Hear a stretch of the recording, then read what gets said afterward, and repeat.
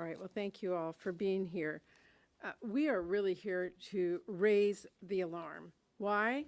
Because the measles president and Secretary Kennedy are trying to turn the Department of Health into the Department of Disease.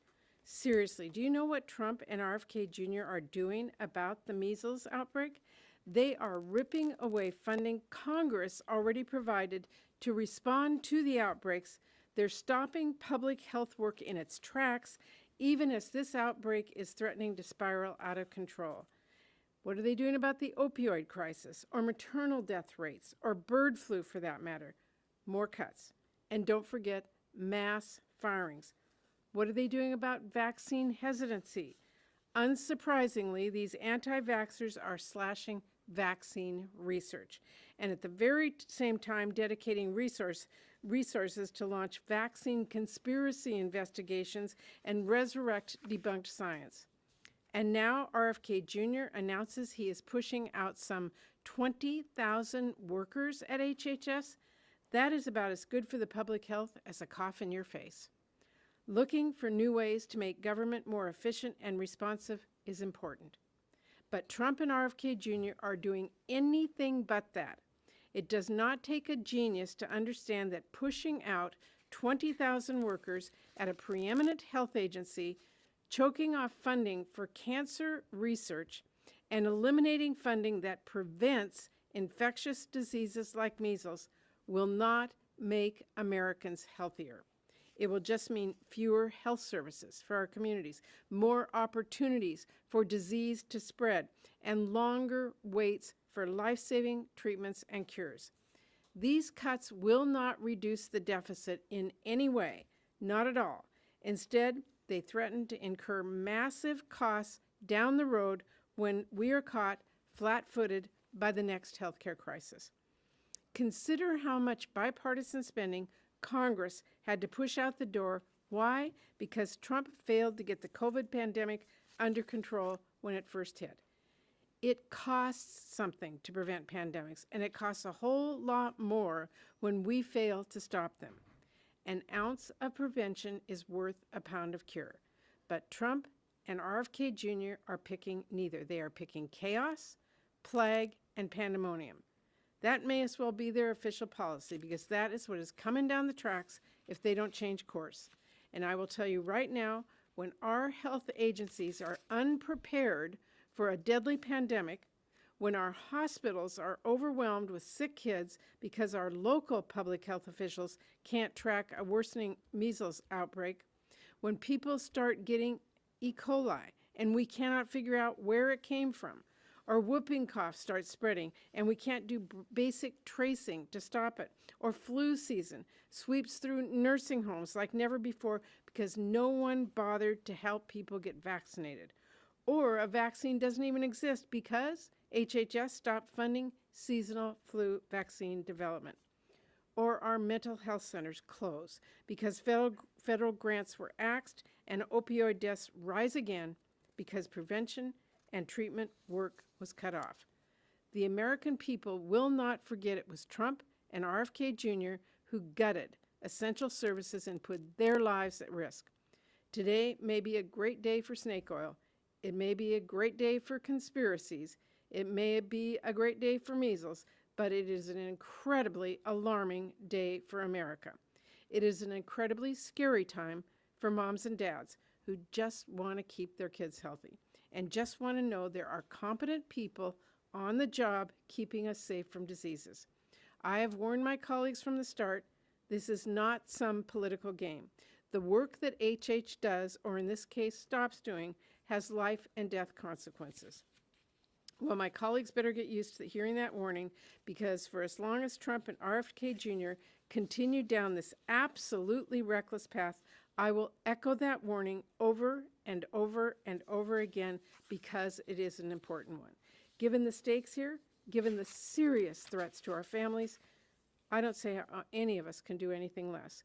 We need to speak up about how dangerous this is. We are speaking up. We need to push back and fight for our families, and we need our families to stand up and fight with us. I know I will be, and I'm proud to be here with two of my great colleagues who feel the same. Tammy.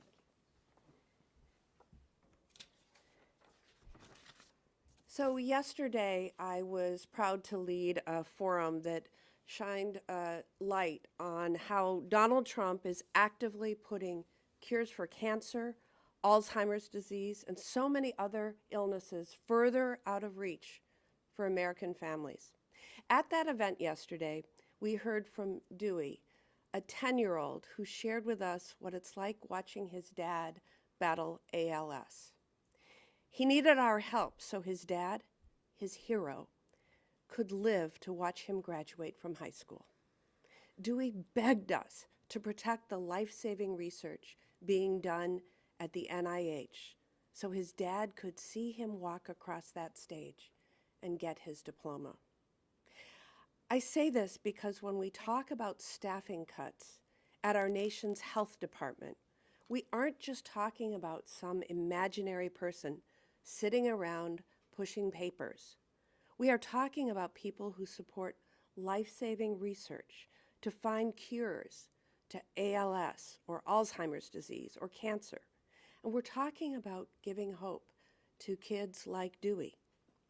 But today's announcement goes well beyond finding cures for serious illnesses. This announcement puts all of our health in jeopardy. We're talking about more kids getting sick from infectious diseases. We're talking about less support for seniors who rely on Medicaid and Medicare. We're even potentially talking about families getting sick from things that they buy at the grocery store. The Trump administration is endangering your family to make more room in their budget for tax breaks for billionaires and big corporations. They are rigging the system for themselves, and they want Americans to pay for it with their health and their lives. Look, I'm on board to make the health department more efficient, but here's where I differ. I want to make it more efficient for American families. I want to make it more efficient so that Americans can get better health care for a lower price. Donald Trump, RFK Jr., and Elon Musk want to gut the health department in service to themselves. Here's the simple truth. If Donald Trump and RFK Jr. were really interested in making Wisconsin families healthier, they'd join us in fighting to bring down the cost of prescription drugs and lower health care costs. And they are not doing that. Today's announcement, once again, shows that when they say make America healthy again, what they really mean is to make room in their budget for billionaire and corporate tax breaks. Senator Markey. Thank you. And thank you to my two great colleagues for their incredible leadership on this issue. I'm Senator Ed Markey from Massachusetts. I'm the chairman of the Health, of the ranking member on the Health Committee in the Health, Education, Labor, and Pensions Committee. And I want to thank Senators Patty Murray and Tammy Baldwin for their leadership on this issue. We are already in a healthcare crisis in the United States of America. Corporate greed is hollowing out nursing homes and hospitals. Hospitals, pharmacies, community health centers are struggling to keep their doors open. Health providers are burning out. Americans are waiting too long and paying too much for health care. Those are the problems we need to be tackling. Americans are asking for real solutions and demanding that we deliver. Instead, Robert F. Kennedy Jr. is using the Department of Health and Human Services to do the bidding of Elon Musk and Donald Trump rather than working on tackling the crisis that we're having in healthcare right now in our country.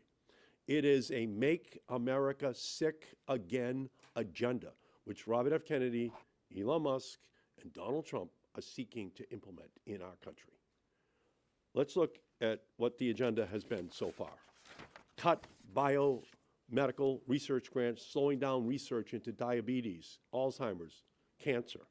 Suddenly disrupting funding for community health centers. Spreading misinformation about the measles vaccine and pushing fringe conspiracy theories, conspiring with Republicans to gut Medicaid, Social Security, food security benefits, and now fire 1/4 of the employees at the Department of Health and Human Services that have dedicated their lives to our public health. Today's announcement is not just a restructuring of the Department of Health and Human Services, it is a catastrophe for the health care of every American. Secretary Kennedy's actions to gut the Department of Health and Human Services will only leave Americans to get sicker while the rich get richer. When we cut off resources, we are leaving seniors, people struggling with mental illness and addiction, and people with disabilities as the first to lose the services. Disruptions in care will leave families stuck in chaos when they're just trying to get well. This administration will say this is about efficiency and cost saving. The only efficiency is efficiently cutting off health care for Americans who need it the most. The only cost saving is to enable tax breaks for millionaires and billionaires. Kennedy, Musk, and Trump only serve themselves and the wealthiest people in our country in order to drain the money from the healthcare systems in our nation for tax breaks for the wealthiest people in our society. No cuts to Medicaid, no cuts to life-saving research, no cuts to community health centers, hospitals, and pharmacies, no more cuts to healthcare, no more cuts. That is where we must be as a society. Donald Trump has hired Robert F. Kennedy Jr. to be the hitman on Medicaid, on NIH, on all of the funding that provides the security and the health for all Americans, and it's all for the tax rates for the millionaires and the billionaires. A vision without funding is an hallucination. And that's what they're trying to create and sell in our nation, that they're going to drain hundreds of billions of dollars out of all these healthcare programs and then pretend that America is healthier.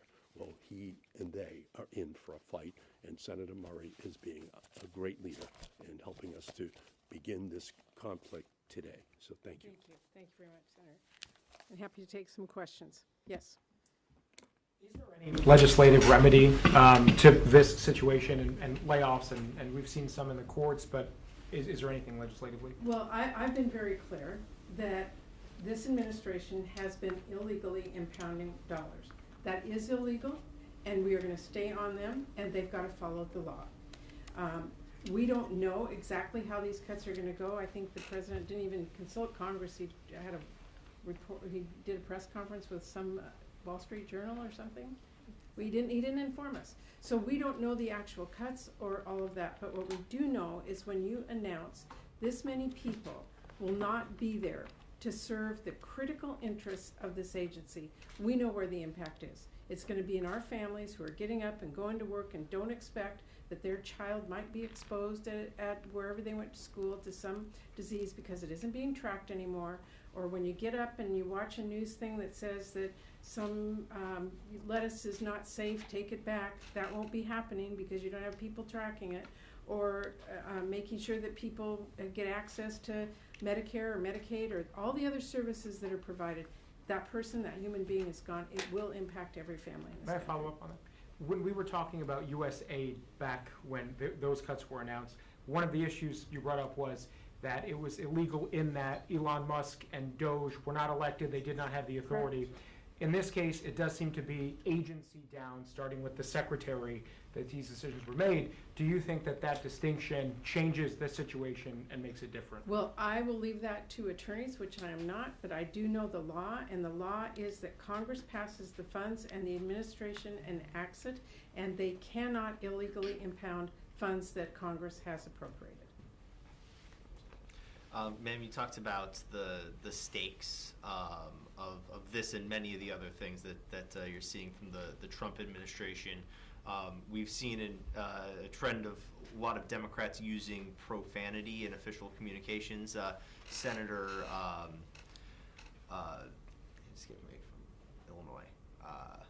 Durbin?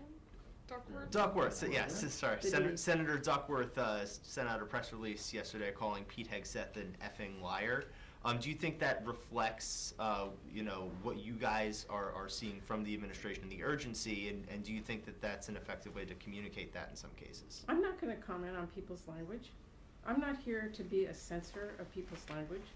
I am here to tell people in this country that I'm angry, and I'm watching an administration come in and change the course in life and health and well-being of people in my communities, and I'm fighting back. We obviously just got the CR for the rest of this fiscal year, but at some point in the next few weeks or maybe a couple months, depending on timing, you will get the president's budget request for the upcoming fiscal year. And I'm curious how you think these department and agency actions combined with whatever we may see in that budget request are going to impact how you approach the next appropriations process, especially with labor age. So critically, when we do our appropriations bills, we have the agency head come before us on a bipartisan way and get to ask them questions and get their responses and their answers about their budget request, what they're asking for, and then we make our evaluation as members of Congress. It is our job to say, no, you aren't putting enough money in food safety, you're not putting enough money in NIH, and we add or subtract according to that. So I'll be demanding that those secretaries come before our appropriations committees and explain to us. They talk about transparency and accountability. Well, come before our committees, be transparent, tell us what you're doing, and we as Congress, whose responsibility it is to allocate funding, will make a decision about whether or not we agree with that. Senator, I want to ask, you mentioned vaccine hesitancy as one of your concerns. You mentioned vaccine skepticism in your opening remarks. Do you have any reaction to the Washington Post report that while these jobs are being cut from HHS, Secretary has put David Geyer, a vaccine skeptic, in charge of examining links between autism and vaccination? I am deeply concerned that this administration has consistently put in place people at critical agencies who are promoting vaccine hesitancy and promoting ideas that have been shown time and time again through numerous scientific research are not true. And what does that do? It puts the health and safety of people in this country at risk. And as we heard when we had hearings for some of these, when we spend all this money that we have on retesting things and redoing things, we are not putting our money into research that can actually show us the answers for some of the questions that they're raising. So yeah, I'm deeply concerned. And if I can ask a question on a separate topic, but it's a little related to the issue of funding. I saw this letter that you all sent to OMB regarding spending, and I'm curious what recourse... Are you talking about the letter that Susan Collins sent? Yes, that you and Senator Collins sent. I'm wondering what recourse you think you might have if you don't get a desirable response from the administration on what they're going to do with this funding and this spending. Well, this isn't a question, it's a matter of law. Under law, bipartisan, Democrats and Republicans, as Senator Collins and I stated this, the president doesn't have a choice to pick and choose which parts of emergency spending he can allocate for. We are telling him, this is the law, allocate the funding. Thank you. A big theme of President Trump's administration so far has been sending stuff back to the state levels. Can you clarify what of these cuts can be picked up by the state level health agencies and what can't? I can tell you this, right now today, and it's only 1 o'clock in my state, we are getting panicked calls from our health agencies about what funding is going to get cut off. We are in the middle of flu season. We are in the middle of a measles outbreak as well as whooping cough. And these are the officials that are letting people know, here's where it's safe, here's where the outbreaks are, here's how you can protect ourselves. Are these offices going to be closed? Are people going to get the information? How are they going to decide? We're hearing that offices are going to close. So already our local and state and county officials are saying to us, oh my gosh, how are we going to do the jobs that people are counting us on? And I can tell you from my state and many other states, they don't have the budgets to all of a sudden go, oh, okay, excuse me, we'll just send a few more $1 million because Trump decided he's not going to do his federal obligation. They have to count on this funding, and to have it ripped away like this is just astounding to me. Yeah. Do you have concerns that the impacts might be disproportionate, like regional versus urban communities, or some states versus other states? I always have concerns. Often it's our rural communities who have the least amount of money to be able to do this kind of public health work that that we are very seriously worried about losing. They are the folks that have the least amount of resources to be able to help out their constituents. They don't have the tax base, they don't have the manpower, they don't have all the infrastructure you need. So yeah, I'm very concerned about what this means for our rural communities. Can I ask, are you worried about the impact of the cuts on tracking food safety concerns? Absolutely.